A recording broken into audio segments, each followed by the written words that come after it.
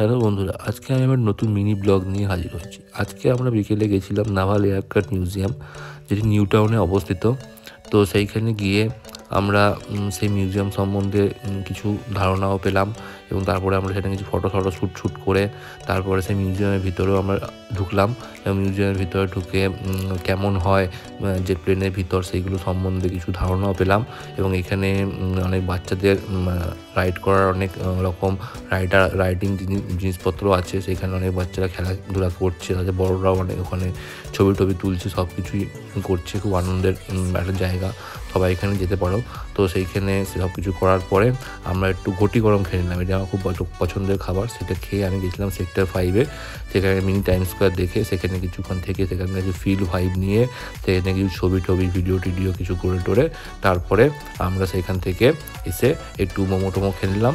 মোমো টোমো খেয়ে তারপরে আজকের মতন ব্লগটা এখানে শেষ।